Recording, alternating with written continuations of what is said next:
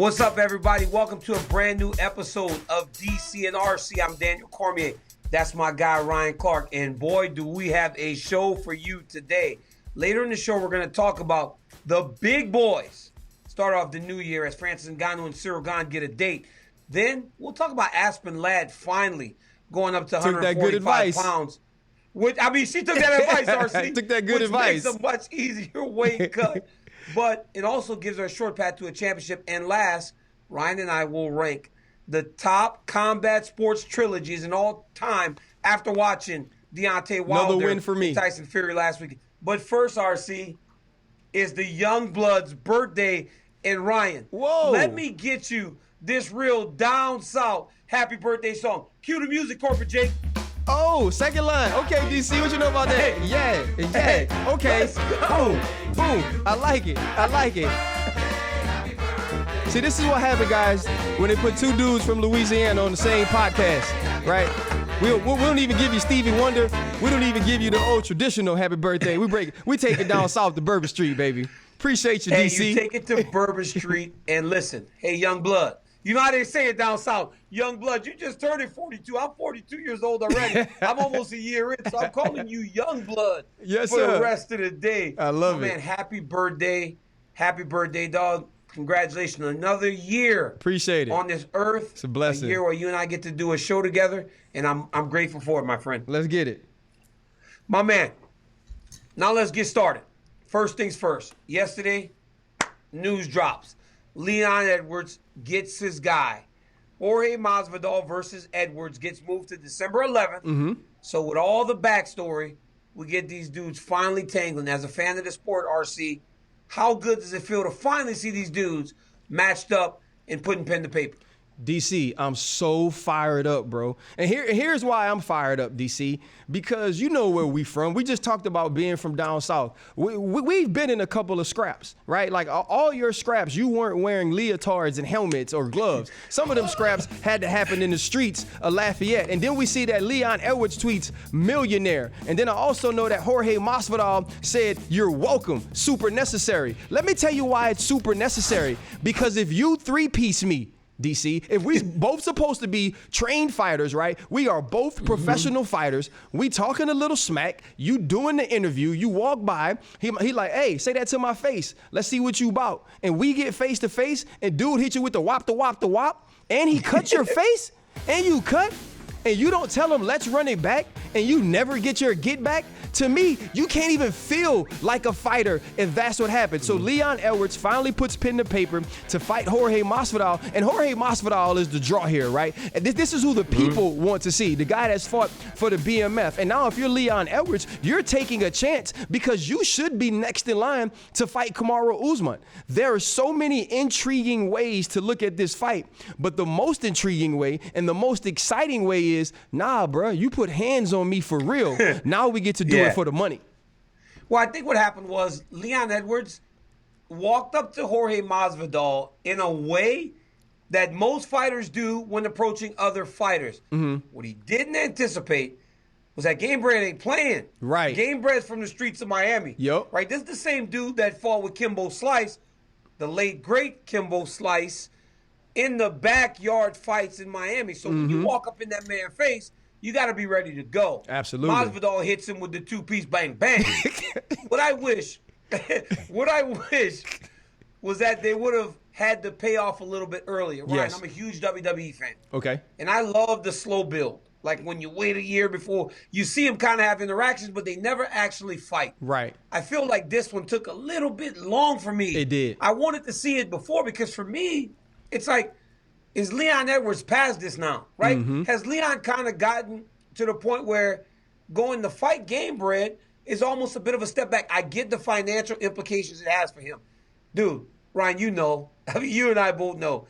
When you get to say you've made $1 million, hey, right? Different feeling, bro. Different feeling, bro. It's a different feeling. Yeah. So for Leon, it's great to see him get the bag. But in terms of career, it's like it feels like he should be fighting for the belt next. I think it's the right move because he put this behind Nate Diaz and Masvidal.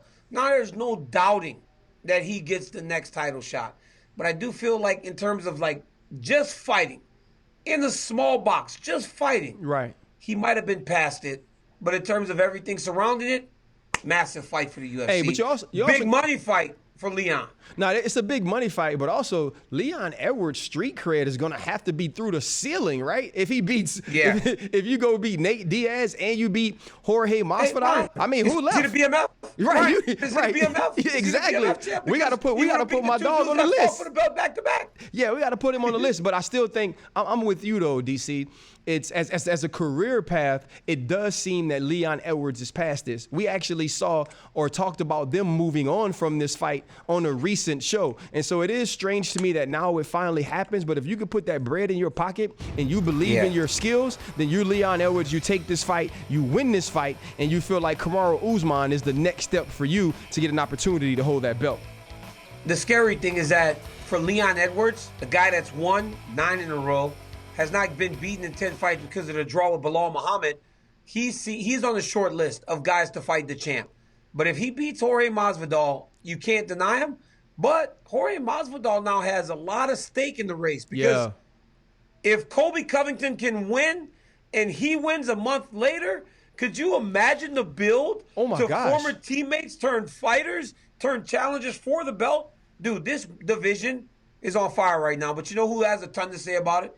The champ, Kamaru Usman, who has no intention of dropping that belt. Welterweight is as exciting as it's been for a long time, and I can't wait to the end of the year for it to all kind of come into focus. But you know what did come into focus last week in RC? I know.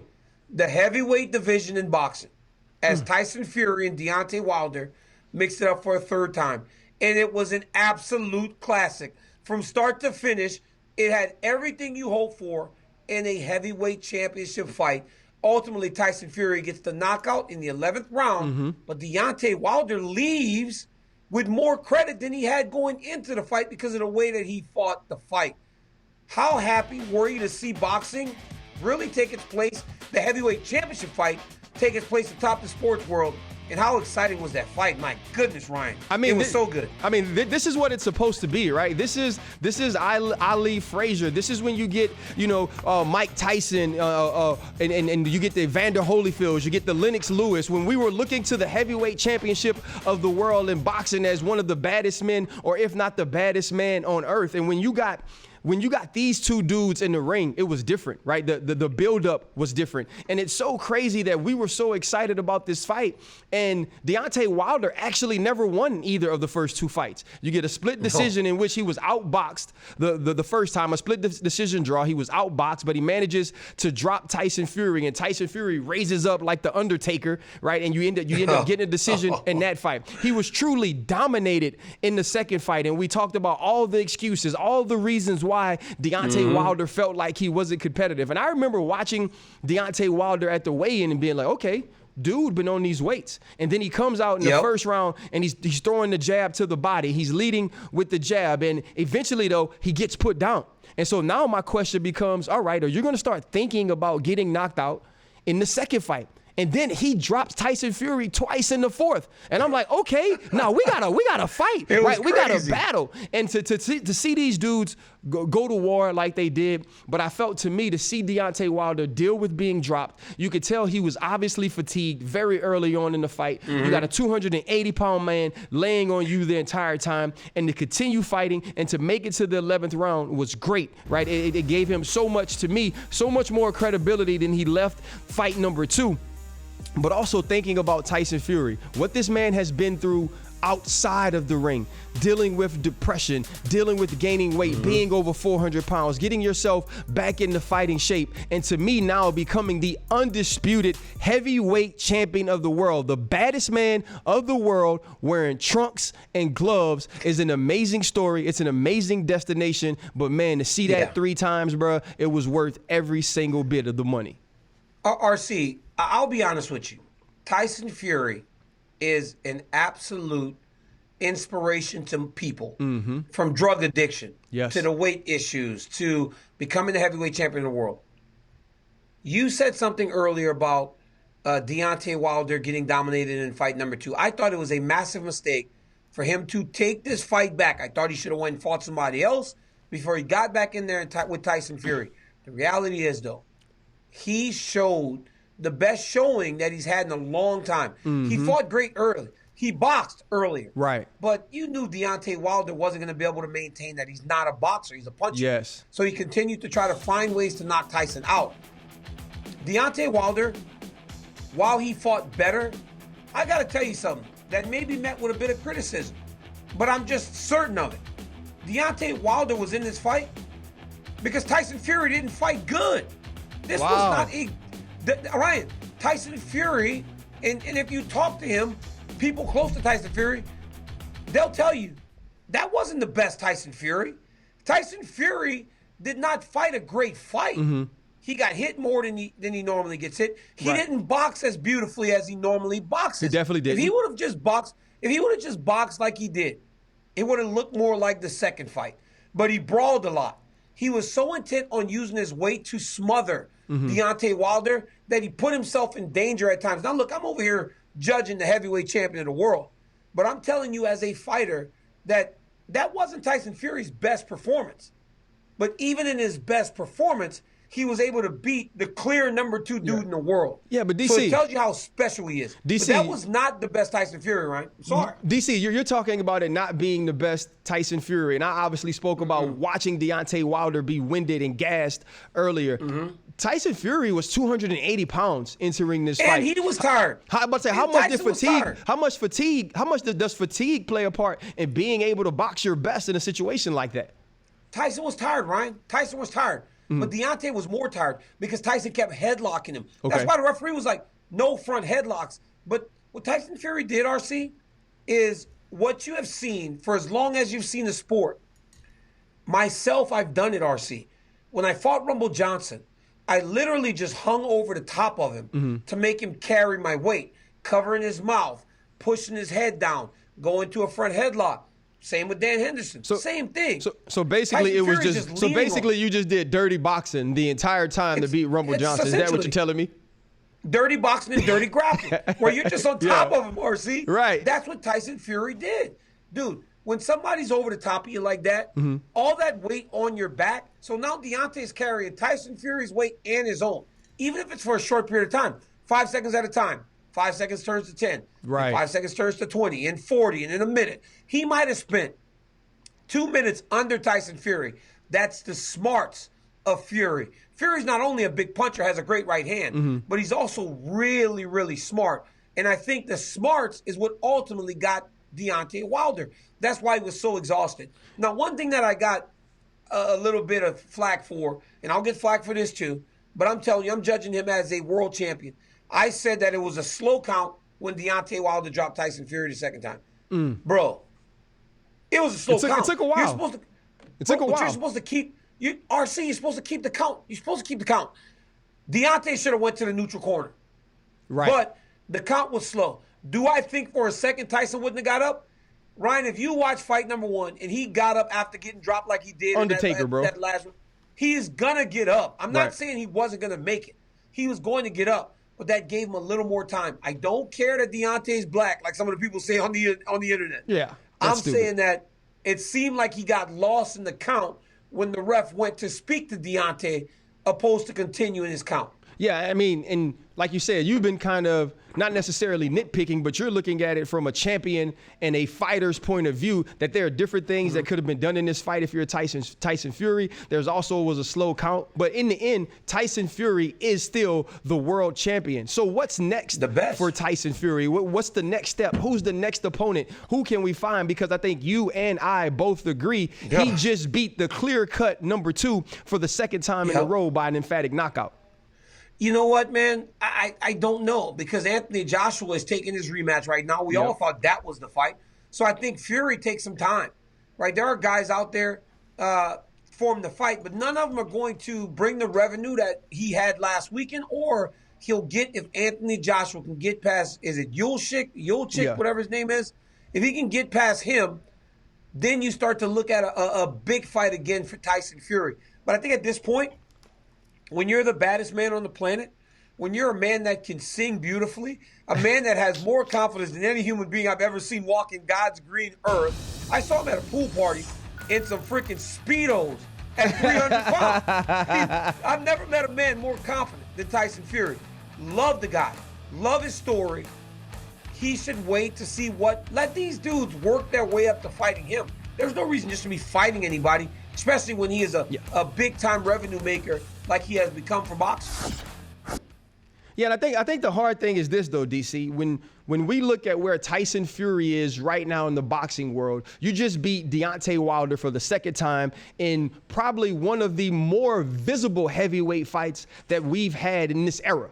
And so now you're talking about fighting a guy like Anthony Joshua, who looks the part, right? He's big, he's swole, he looks like Clubber Lang, but you lose to Ruiz and you have to go rematch that. And so the trajectory of these two men is just not the same. But there also isn't anywhere else to go. So he has to sit around and hope that Anthony Joshua can avenge his latest loss. And then now we can get that fight, which we have been waiting on for a ton of time. But just to me, DC, it's lost a little bit of its luster when you're a guy like Anthony Joshua, who we've seen lose twice to two fighters we don't put in the same category as Tyson Fury. No, absolutely. And for Anthony Joshua to get this one back, it's not like when he lost to Ruiz. Ruiz knocked him out. Yeah. But this guy outboxed him over the course of an entire fight. So he's going to have to make some changes if he wants to find himself in a fight with Tyson Fury and hoping to build to a trilogy. And Ryan, don't think that I forgot. You're not off the hook. We will ultimately get to the top 5 trilogies that we have seen in our life or in the history of combat sports a little later in the show. But before that, we got to get to our good friends from Keeps.com. Now, you know what, guys? Are you tired of losing your hair? Well, Keeps offers a simple, stress-free way to keep it. With convenient virtual doctor consultations and medications delivered straight to your door every 3 months, you don't have to even leave your home. It's low cost, and the treatments start at just $10 a month. Keeps even offers generic versions. It comes in discreet packaging with proven results and has more 5-star reviews than any of its competitors. Prevention is key. Treatments can take 4 to 6 months to see results, so act fast. If you're ready to take action and prevent hair loss, go to keeps.com/DC to receive your first month of treatment for free. That's keeps.com/DC to get your first month free. Keeps.com/DC. Now, Ryan, you know who is?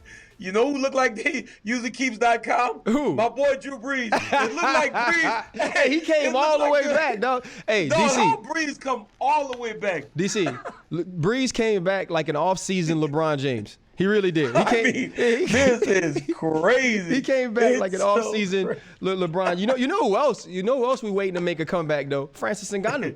Right, Francis Ngannou. Oh, nice transition. Yeah, nice transition, my guy. That's what I do. I do a little TV, bro. I do a little TV. You know what I'm saying? Francis Ngannou and Ciryl Gane. We finally get an opportunity to see this fight, which is now, I guess, 2 champions, right? We have the heavyweight champion. We also have the interim champion, and they're going to fight January 22nd. DC, how excited are you that we finally get to see this? I don't know whether we think it's a grudge match because Francis Ngannou left that camp, and now Ciryl Gane is the star of that camp. If it's a grudge match, because Ciryl Gane gets a belt, right? I didn't feel like Francis was inactive that long where we needed another champion. But guess what? Dana White does what Dana White does, and we're going to have 2 belts at every press conference, 2 champions at every press conference, 2 accents at every press conference, and 2 huge men. I love How excited are you? I love that, RC. I'm excited, RC, but I love that. Seeing 2 belts, champion versus champion, it gets my motor running. So even though Francis barely had won the belt and they made him interim title, I'm all in, man. I'm all in for the fight. It's going to be crazy because we've talked about this time and time again. I'm the dude that when you're with your friends talking about something that ain't supposed to get to the streets, you make sure y'all speak low when y'all around me. Because, I'm trying to start mess. Boy, you messy as hell. Oh, my goodness, boy, you don't even realize. I'm so messy. But now I see a situation where we got dudes that were former teammates, and they're going to fight each other. And then you got Ciryl Gane. Like I said, he walked into the gym. He walked into the gym. $1 million bill walked into the gym. And now these 2 dudes fight for the heavyweight championship world. You know what's crazy here? Ciryl Gane just elbowed Francis in the face. They're in practice. These dudes are out of their minds. Look at how Francis just tried to elbow him. I mean, it don't matter if you got elbow pads. Is that like an unwritten rule of sparring, no, DC, that we don't elbow each other in the face? RC, we don't wear elbow pads for the exact reason that you don't elbow each other. When you look at these two, they're both great fighters, both 6'4". Francis has a couple inches reach. Francis has lost. Ciryl Gane has not. Few years younger Ciryl Gane. And these two are going to mix it up. It has all the makings of a great heavyweight title fight. Now, when you look at these two guys, you look at Ciryl Gane, who dominated Derek Lewis, who's dominated everybody he's fought. Francis Ngannou has pretty much knocked out everybody he's fought. It's very difficult to hold on to the heavyweight championship of the world. Stipe Miocic has the record, and he only defended it about 3 times. Right. You know, he only defended it 3 times in a row. That's how hard it is to stay heavyweight champion. But when I look at these two, I find myself wondering, are these two capable of a sustained reign at the top of this division? I mean, the other thing about this, DC, when you look at the way that the heavyweight belt has changed champion, it's just changed hands so many different times. Watching Francis Ngannou fight, especially after his loss to Stipe, he seemed so dominant. Other than his earlier fight against Derek Lewis, which you have said is the worst fight you've ever seen. Other than that, Francis Ngannou has looked extremely dominant. Even when we go back to the fight against Stipe, where they're kind of filling each other out for the first round, and then he finally drops him. And so we see all these different things. Do you don't think that one of these dudes can be so dominant at the top of the heavyweight division that we get one of those reigns like a Kamaru Usman or like a John Jones at light heavyweight, maybe a George St. Pierre when he was fighting, even Israel Adesanya at 185. You don't think that one of these dudes can hold on to the belt that way, being such skilled fighters, right? Such big and massive men, also so dang mean, right? When you have this type of talent, you can't see these dudes having those type of reigns, DC? You know, RC, I know how difficult it is. You know, when Cain Velasquez was the man, I thought nobody would ever beat him. But then he gets knocked out by freaking Junior Dos Santos. And then Verdum submits him. So it's like things can change so fast in this weight class. There are no guarantees. Now, if I had to guess who would reign longer, I would probably choose the more well-rounded guy. Can we agree that the more well-rounded guy is Ciryl? Gane, yeah. Right? Like, can we agree that the more well-rounded guy is Ciryl? So it would seem as though Ciryl might be the guy that could reign for a long time. But with the way Francis knocks people out, you start to look at the rankings and who has he not knocked out? I mean, the number 3 guy in the world is Curtis Blades, and he's knocked him out twice. So I don't know who's going to beat Francis. Hey, Ryan, I saw that dude the other day. Dude weighed 285 pounds, man. You told me. He put his hand on my shoulder. I was like, this dude, he's the man. And DC, he looks like the heavyweight champion. I told you, man, when we were at McGregor-Poirier, I was sitting downstairs eating at the bar. And, you know, it was fighters everywhere. Francis Ngannou walked by. I put my fork down because I didn't want him to feel disrespected by anything I might do. So I kept my hands real still, and I ain't go near him. Hey, you gonna eat your cornbread? Hey, you gonna eat your cornbread? Brad just walked past like, yo, here, dog. Like, just take the cornbread. I'm not hungry. I'm good. He's so big and strong, bro, and he looks and feels when his presence is that of the heavyweight champion of the world. Just like Tyson Fury's presence is that of the heavyweight champion of the world. So combat sports, boxing, heavyweights, right now, the level, man, is unmatched. And I can't wait to get to the fight in January to watch these two behemoths get locked into the octagon, because that is a real heavyweight championship fight like we saw last weekend. But Ryan, before we can go forward, we got a friend that never leaves our side. And those are our good friends at Modelo. Absolutely. You guys know what makes Modelo special? It's brewed for those with the fighting spirit. And you wouldn't expect anything less from the official beer of the UFC. Modelo was the underdog. It came from humble beginnings and never gave up. It's brewed from premium hops to create a crisp Pilsner-style lager, which set the standard for authentic Mexican beer. So the next time you tune into a UFC fight card, make sure you've got the beer that's always in your corner. Modelo, brewed for those with the fighting spirit. Drink responsibly. Beer imported by Crown Imports, Chicago, Illinois. You know, last weekend we got to watch a fighter that had a ton of momentum in Mackenzie Dern take on Marina Rodriguez. And Mackenzie Dern was submitting everybody. She struggled to take Rodriguez down, and in doing so, Marina won the belt. Now, Marina becomes a really, really viable contender on a short list of people that are waiting for the result of Weili and Rose 2. What did you make of the fight last weekend watching those two, and how confused Mackenzie looked when she couldn't get the fight to the ground? I was just about to say that. DC, remember we talked last week about who can impose their will on the other fighter. And I think Mackenzie was like 1 of 8 on her takedowns. And she actually had Marina in some difficult positions that she was able to get out of at some times. But we all knew that if this fight didn't go to the ground, that Mackenzie Dern would be in a bad situation, or Mackenzie Dern wouldn't be in the best position to succeed. The other thing coming into this fight, all I heard was Mackenzie Dern, Mackenzie Dern, Mackenzie Dern. We were even doing top 5 submission artists based on how great we thought she was in the ground game, but she never got there, DC. She never had an opportunity to keep Marina Rodriguez on the mat. And so when she gets in fights where she can't do that anymore, where she can't impose her will or get the fight into her wheelhouse, what is she supposed to do?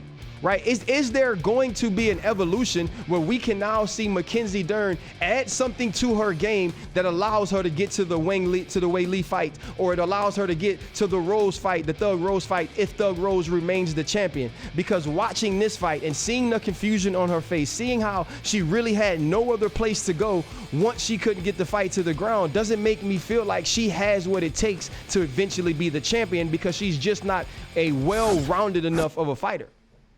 You know, she's one of the only true specialists left. You know, back in the day, it was jiu-jitsu fighter versus boxer or wrestler or whatever. She's a specialist. And you saw it very early in the fight, because in round 1, when she couldn't get Rodriguez down, she looked confused. She was looping punches. She was throwing things crazy. But in round 2, she got the fight to the ground. And then you saw the brilliance of Mackenzie Dern. She looked beautiful on the mat. Her transitions, her abilities to put you in danger whenever you're not expecting it. Her ability to truly just be a move ahead of you on the mat is second to none. But on the feet, she is still struggling, as you would expect from someone that comes from such a strong grappling background. But when she got the fight down, I heard John Anik say, maybe you're looking at a 10-8 for Mackenzie Dern. Well, round 3 starts, and she looked tired. She looked like she went back to round number 1 where she was confused. And then she goes back to the corner, and her coach, one of the most brilliant minds in all of mixed martial arts, Jason Perillo, he says this to her.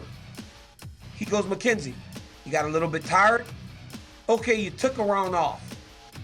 It's okay. Let's get back to work now. We got to win the next 2.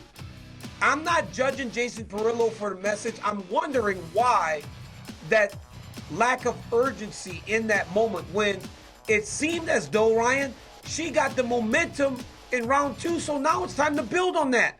Opposed to saying, okay, you took one off, it's okay, we got to get back to work, because now it's do or die.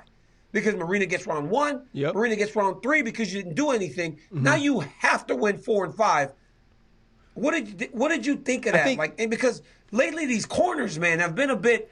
The corner it's making me scratch my head as I approach and watch these fights. Exactly, and it's really a question I have for you, DC, because in football, which probably isn't as urgent a situation as fighting is. Now, this was obviously a 5-round fight, so maybe he felt like, okay, after being gassed and after trying different submissions and trying to maneuver positions the entire second round, maybe you could take a break. But it seems to me like you should try to win every single round you possibly can. And if you do have your opponent in a tough situation, or you have your opponent winded, or you have your opponent second guessing what they could do to beat you, now it's time to attack. We didn't see that from Mackenzie Dern's corner, but we've also watched fights recently, DC, where we felt like fighters were straight lied to. right? Well, and not lied to by omission. It wasn't a situation where like, hey, you're doing well, let's come out, let's fight hard, let's do this. No, it was you're winning, right? You're up. You just have to survive, right? Like, stay out of trouble. I mean, we saw it with Johnny Walker and Thiago Santos. Now we see it with Mackenzie Dern. So many times I'm listening to the corners of these fighters and I'm thinking to myself, you know what? Fights must look way different in the arena than they do on my ESPN Plus app. But they don't, champ. They don't, bud. Hey, they don't. They actually don't look much different. Like what you're seeing on I mean, it's the same thing. Mm-hmm. So I don't understand. Even like, bro, it's just so different because Tim Elliott also lost last weekend. Yes. And his coach, James Krause, came out and just took like, hey, I did him a disservice. Mm-hmm. I should not have told him he was up 2-0. But that's the problem with guessing. You can't guess where you are because you don't know what the judges are watching. And for the most part, hey, I don't really want to say this, but for the most part, the judges don't know what the hell they're watching. They're watching some. They got blinders on. He said they got blinders on. A lot of the judges are watching fights with an eye patch. They're watching from one eye. Like, I don't get what they're seeing at times. So to truly try to sit there and watch, unless you're completely dominant, it's crazy. We've dealt with it time and time again, where you go to the corner and you wonder if you're winning. In the first Jones fight, my corner was a bit confused because they'd never see me losing. Right. So they didn't know what to tell me. But by the time I fought Rumble the next time, they were like, hey, you won the round. You dominated him in round 1, but he dropped you, so let's give it to him. Yes. Let's just get back to work. Yes. Against Gustafsson, round 4, you need this one. Go get it. You won that one. Round 5, still go win the round to make sure that we won the fight. You got to have a very concise and clear message with these fighters because otherwise you give them a false sense of where they are. And you know what, too, when you think about coaches or you think about trainers, whether it's fighters or players, you have the ultimate trust in not only that they have your best interest at heart, right? Because obviously our interests are tied. We want to win and they want us to win. We both put in that work for that situation. But the other piece of it is, too, I'm looking to you for guidance. Like you're talking about what they told you in the Gustafsson fight or what they told you in the Rumble fight.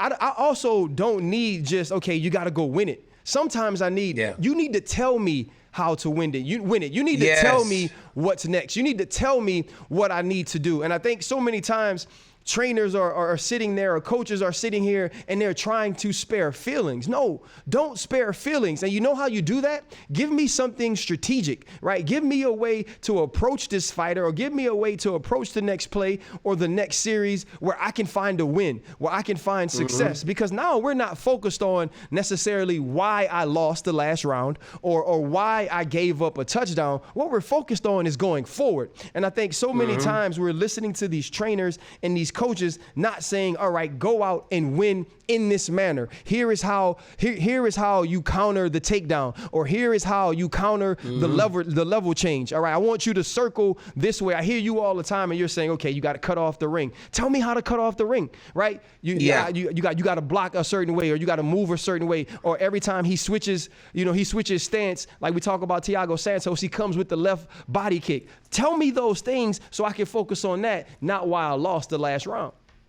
Yeah, it's in those in-between moments, right, where I give you the guidance, you go out and you use the game plan.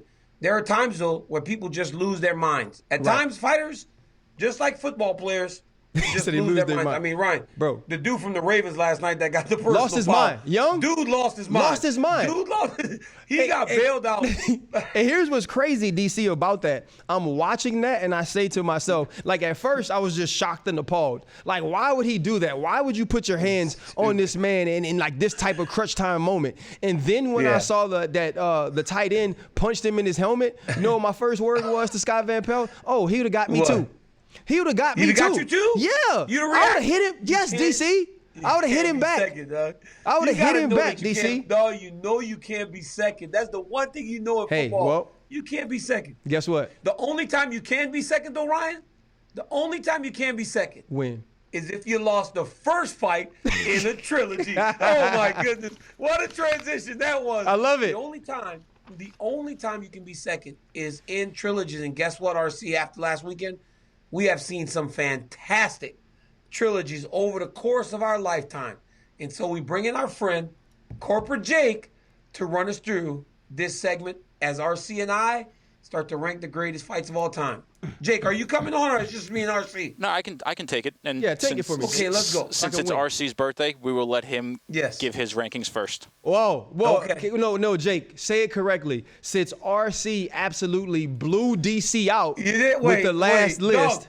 With the last list. You've been here before. RC. You've been here before. But I haven't been here before, DC, so You I'm excited. I'm excited. You over here dancing in the end zone like you got all kind of 50-yard penalties. DC, do you know how you keep people from dancing? You beat them. You didn't beat me. Okay. All right, so we're going to start beat you today. All right, so we're going to start at number 5. At number 5, and this may be a little bit of recency bias, I am going to go with Deontay Wilder and Tyson Fury. And I'm going with this fight not because it was extremely competitive or we watched one guy win one and another lose. The fact that these two men came out 3 times and they gave absolutely everything they had. The stories surrounding who they are as people and the third fight. For both men to be down on the mat, for both men to continue fighting, for us to see probably of the 3 fights, the least skill we saw from Tyson Fury, right? But the first time he said, you know what, I'm going to come out here and brawl. And then we actually saw that Deontay wanted to show skill. Deontay wanted to show technique. He came out with jabs. He went to the body. So that's number 5. At number 4 for me, I'm going to go Chuck Liddell and Randy Couture. Now, here is why this is very important to me, DC. Let me tell you why it's important to me. This trilogy truly is kind of what got us hooked or got me hooked on the UFC. I talk about the DVDs I used to buy all the time, man. Like I was stuck on these DVDs, the greatest knockouts and all these different things. But Chuck Liddell was my champion, right? You know, you see a dude that walks out built like a soccer dad, skinny arms, big belly. You know, he fights with his arms here, throws punches from every angle. So I loved him, but I loved the contrast of who Randy Couture is. The fact that he could be the heavyweight champ, he could be the light heavyweight champ, Captain was America, a great wrestler. You know, all these things. And so I thought the fact that also too, all 3 fights, DC, knockouts. All 3 fights ended in Chuck Liddell fashion. Now, at number 3, I'm going to go with Stipe Miocic and Daniel Cormier. Now, this is in no way recency bias, but this is what you want it to be, right? One guy wins the first fight. Another guy wins the second fight. And so in the third fight, we not only have 2 great champions, but you got the rubber match, right? You got the fight that we get to prove who is the best man. And it was during the time, like, we needed that entertainment, DC. Like, we needed 2 gladiators, 2 warriors to go out and leave it all in the octagon, and that's what we got. So to you, my friend, I am forever grateful for your sacrifices for all of us UFC fans. All right? At number 2, I'm going Arturo Gatti, Mickey Ward. Now, I went to the third fight. I was at the third fight. I got an opportunity to go to Atlantic City and see these 2 Wasn't dudes as good, fight. though. It wasn't as good. Wow. Can you let me finish? No, it wasn't as good as the first 2. But when the first 2 are as good as the first 2 are at DC, of course you're gonna have a little drop off. Like we're not. But they roped you in. You bought a ticket. You flew to Atlantic City. You got roped in. I took a drive. I was playing for the Giants at the time. I drove. I was in New Jersey. So don't make it like that. And it was great. It was still a great fight. 2 men can't stand in the middle of the ring and punch each other in the face like that 3 times, all right? And at number 1, and if you don't have this or that number 1, DC, we obviously cannot talk and can no longer do the show, Ali Frazier. That is you have the fight of the century. You have the Thrill of Manila. That is truly the greatest combat sport fight trilogy of all time. So don't try to change it now, Corporate Jake. He can't try to change it now. You know that he was wrong. Way. I don't need to. Ryan, you lost. You actually lost, dog. It's over. I love your effort. Love the fights. They're all great fights. But Ryan, you lost. I mean, you lost. Tell me how. Listen, Ryan, I'm not a guy that pats himself on the back very often. But at number 5, Are you not? Yeah, well, I am. At number 5, liars. Ryan, I've got a bit of a split here. All right, at number 5, I've got a bit of a split. I've got come back, Ryan, come back, Ryan, come back. Hey, dog, come back. I'm sorry. What do you mean? Like I couldn't pick a clear 5th. I got a bit of a split here. I got at number 5. One of my favorite fights of all time. Gotti versus Ward, your trilogy. I'm not going to speak on that. And another one of yours, me and Stipe. Those are 2 great trilogies that I thought were pretty similar, Jake, right? You got the win, the loss, the win. Could I finish, please? I sat here quietly while you did your list. At number 4 for me, I got Frankie Edgar versus Gray Maynard. That was a great trilogy. When Frankie was getting knocked about all over the place to come back and save a draw, and then to win in the way that he did, and then to win in the third fight the way that he did in Houston was crazy because he got hurt again early. Frankie Edgar versus Gray Maynard at number 4. At number 3, love the Tyson Fury fight. Love Deontay Wilder. But Ryan, it was only maybe the 3rd greatest heavyweight trilogy in boxing of all time, because the 2nd greatest boxing trilogy of all time is Riddick Bowe versus Evander Holyfield. I knew he was going to go with that one. Do you remember? I knew he was going to go with that Evander one. Holyfield versus Riddick Bowe. I do. Yes. Riddick Bowe was the man. Nobody thought Evander had a chance. Riddick Bowe loses the belt to Evander Holyfield. He's a brawler. How's he going to beat the boxer? Evander wins. Riddick Bowe comes back. Fan man. That's a good one, DC. No, that's a good one, DC. Ring. I mean, come on. It had everything. At number 2, I agree with you. Chuck Liddell, Randy Couture. Randy Couture broke him down in fight number 1 and beat him. Yep. And then Chuck came back in the next 2 fights, knocked him out to win the title or remain champion. And number 1, you're right, the Thrill in Manila, Ali versus Frazier. Nothing will ever touch that. The ebbs and flows of those fights, the 14th round, I mean, Frazier landed in, boom, left hook drops Ali out in Madison Square Garden, right? Tremendous. Greatest sports trilogy of all time. So once again, I will list. Cormier Miocic tied with Gotti Ward. Edgar versus Maynard. Bowe versus Holyfield. Liddell Couture. And lastly, Muhammad Ali versus Joe Frazier. So Ryan Clark. DC, can I ask a question? What? How come every time we do a list, you have some type of multiple answer? Bro, what do you mean?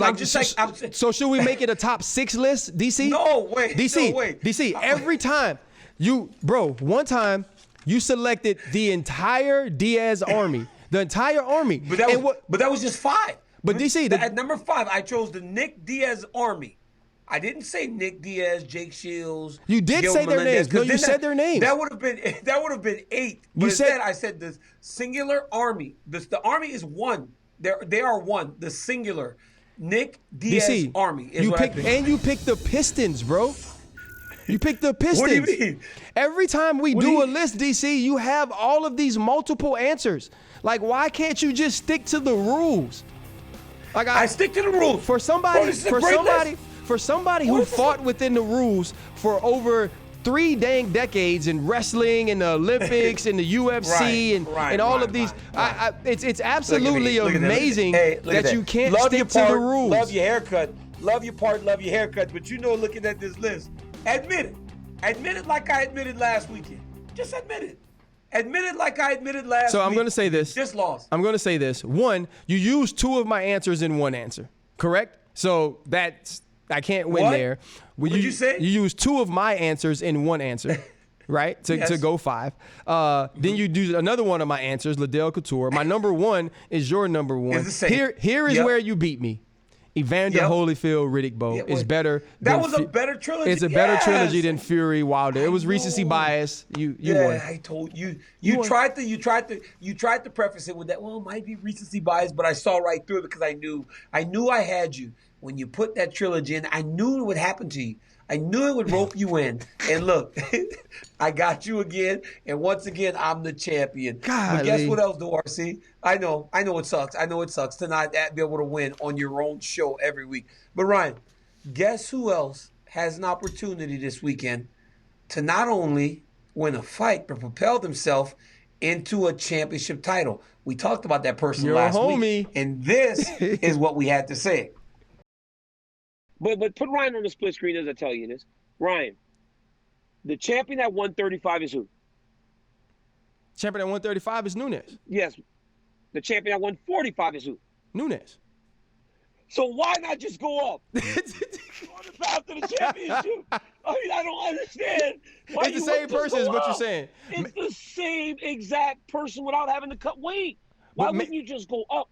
hey Ryan, there's no weight class rankings. There's nobody in the weight class. If she goes up as the number 3 ranked bantamweight in the world, she may get a title fight right away. So I don't understand why she keeps killing herself to make the weight when she could just go up and fight the same person. RC, come on. You got to. Pat ourselves on the back. RC, pat ourselves on the back. You said it, bro. Because, I mean, you said both of us. You were like, wait, yes, like both of us. Makes sense. Pat yourself, Ryan. On your birthday, give yourself a pat, my friend. Makes sense, bro. Because she is actually now she fights Norma Dumont in the main event next weekend. And if she wins, does that make Aspen Ladd the number 1 contender for the title at 145? I mean, when you said it last week, I thought to myself, nah, DC might be tripping. And then you text me and you say, RC, what I told you. Somebody can't fight 145. Guess who steps in? Aspen Ladd. And now if she wins after Nunes defends her belt, she's probably going to be the next contender up. Wait. Did you say after? Like, wait. Are you saying that? Are you just saying she's beating Juliana? No. Wait. Talk about Amanda Nunes? Yes. Yes, absolutely. You just absolutely. Wait. So you're just gonna say that she's beating Juliana Pena? No questions asked. I've been told you that. Like, why is this new for you, DC? Every single week, this guy disrespects somebody, man. I'm not. Every week you disrespect somebody. I'm not disrespecting anyone. Juliana Pena is going to be a very worthwhile contender. I am going to enjoy watching her put her best foot forward against Amanda Nunes. It is going to be it might be an exciting fight, but you and I both know how long is it gonna be, Ryan? How long the fight gonna last? They get to like the middle of the third, maybe.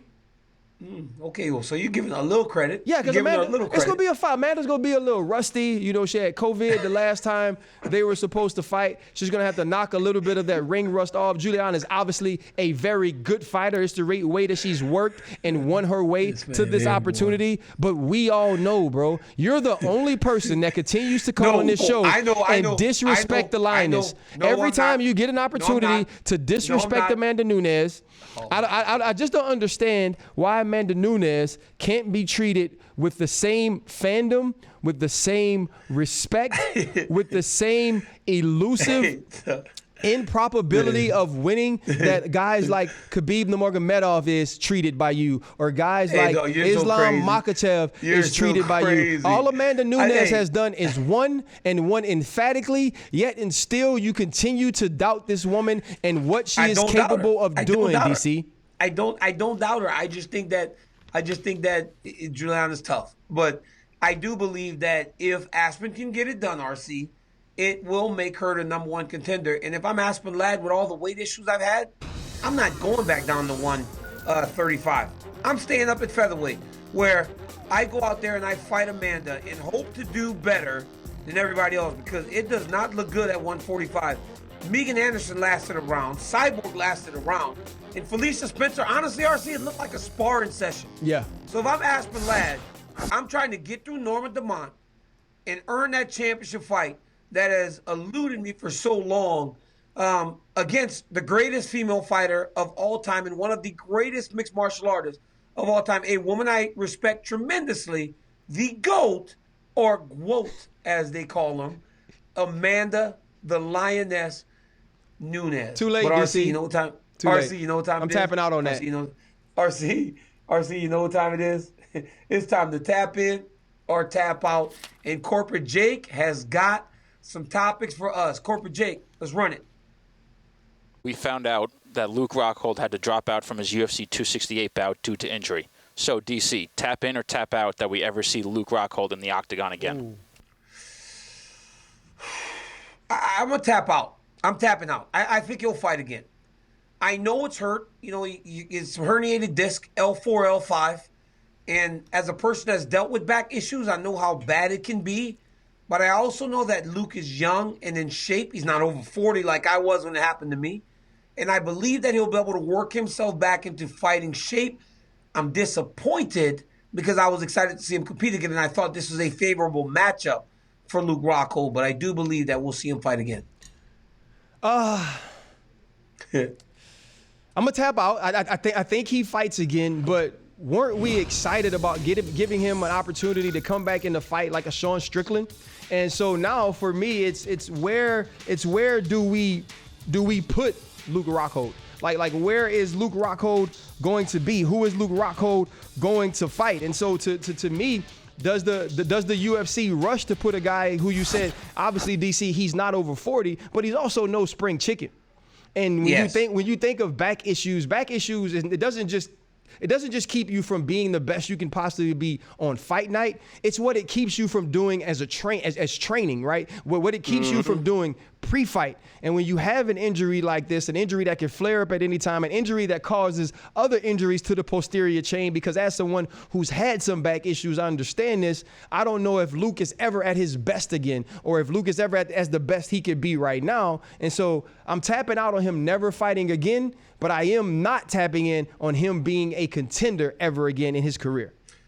And that's just, but I mean, Ryan, you know what you don't want? You don't want that tingling to start going down your leg, because when that happens, boy, you're done. You're crawling around your house. And I mean, I have no idea how you crawl around a 20,000 square foot mansion, but you just crawl whenever you're just when your back goes out like that, you just crawl. Let's go to the next, Corporate Jake. Earlier this month, Dustin Poirier was asked who could potentially replace Dana White as UFC president. Here's what he had to say. If Dana, let's just say comes to a time where Dana wants to retire or walk away, who does Dana's job? That's a tough spot to fill. I'm not sure. I think Daniel Cormier, maybe somebody who's been in combat sports. I don't know if he knows a whole lot about the business side, but I think he would be a great face of a company. So, RC, tap in or tap out on DC being UFC president? DC, how much you paid Dustin to say that?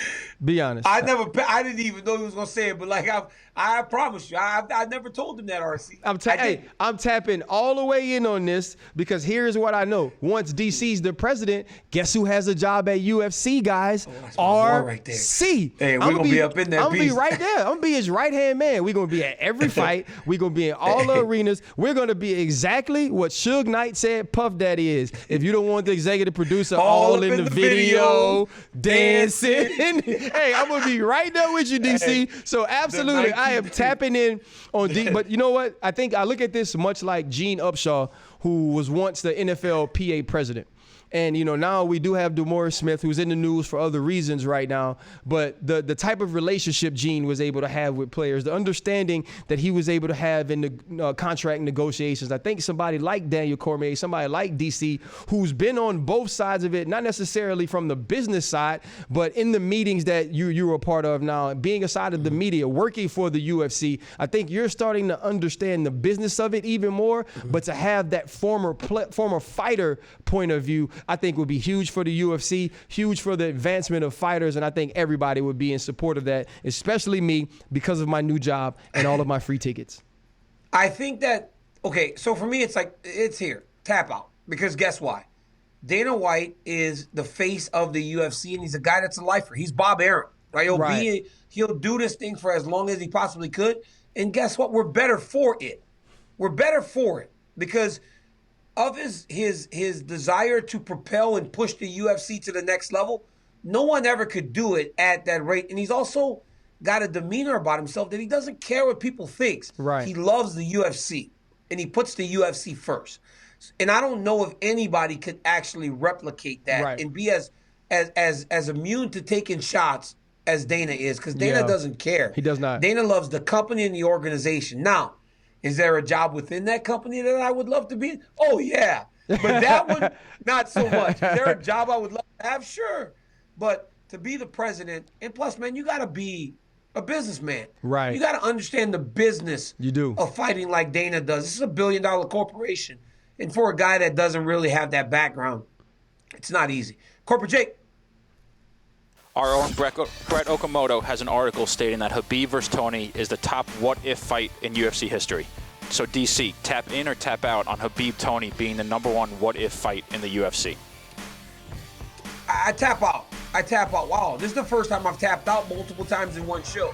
I think that fight was Anderson Silva and George St. Pierre back in the day. 100%. Yeah. 100%. I think that was the fight. And as we've seen Tony later and seeing how he struggled with guys that made a real attempt at taking him down, you kind of see how a fight between him and Khabib would have played out. I was very worried about that matchup for Khabib. I was like, wow, he's the toughest fight he could have. But after watching guys that made a real effort, and there were glimpses of it before, when Kevin Lee was able to get him down in their interim title fight, he got to the mount and beat Tony up until he got fatigued and got submitted. So I think it's GSP Anderson.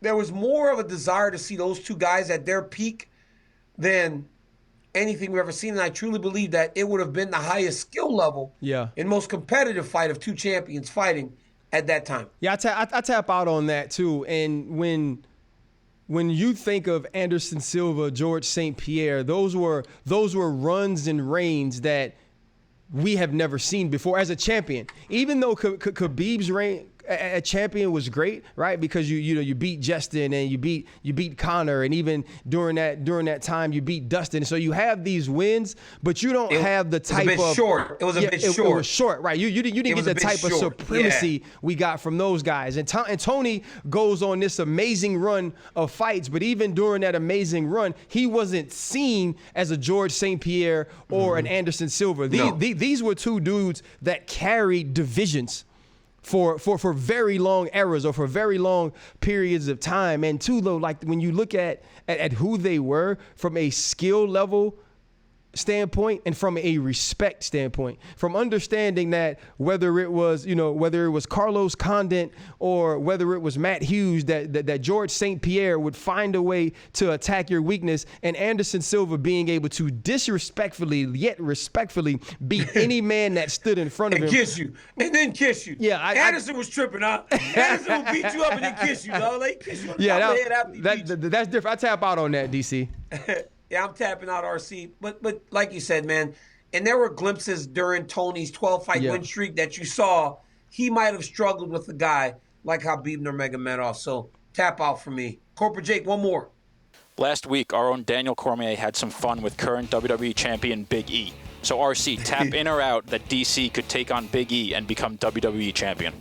I tap all the way in. I mean, what do you mean? Like, the only reason they wouldn't let DC be the champion is because he has a Lafayette accent.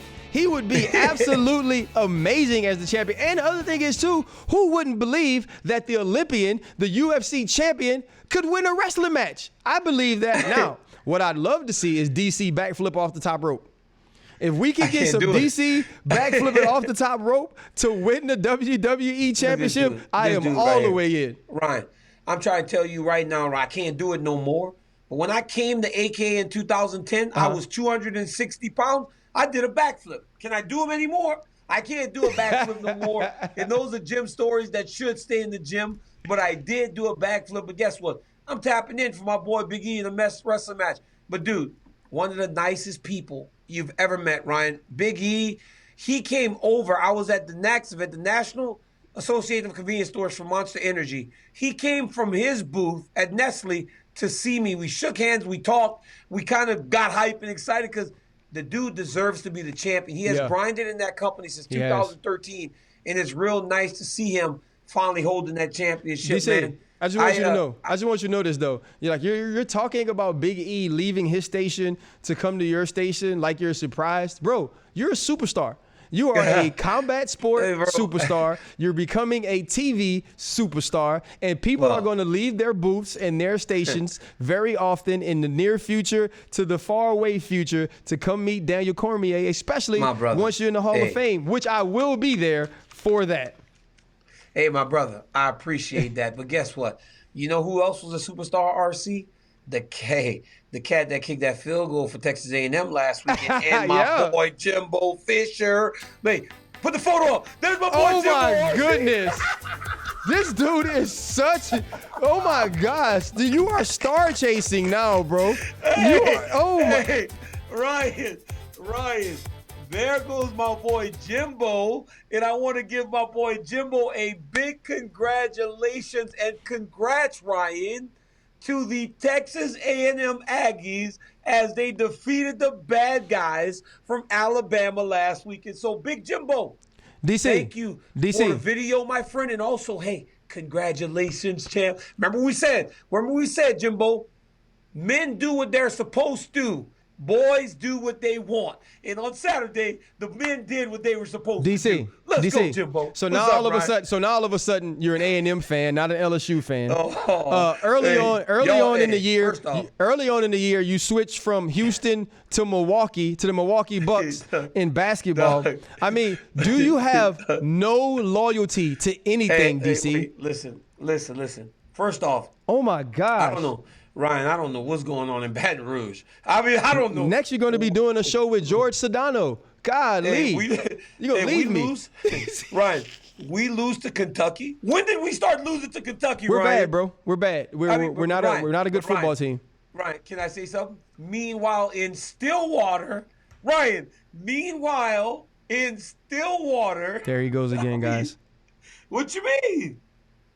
Talk to me, RC. RC, talk to your boy. DC. Meanwhile, I don't want to talk about college football anymore. You know who my college football team is? The Arizona State University Sun Devils, who beat the Stanford Cardinal this week. That is what's important. DC for president. DC for the most team-switching, team-jumping fandom in the history ever.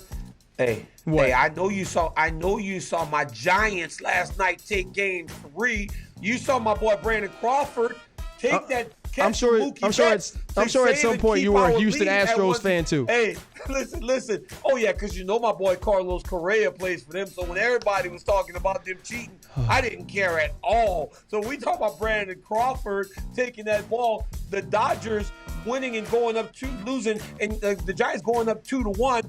My San Francisco Giants, Bay Area representative, let's go. DC, you're not even from there, bro. That's my boy Ryan Clark. Thank you for joining us. Bye, Next y'all. week we'll see you again. Happy birthday, What a happy RC. birthday. We are out of here.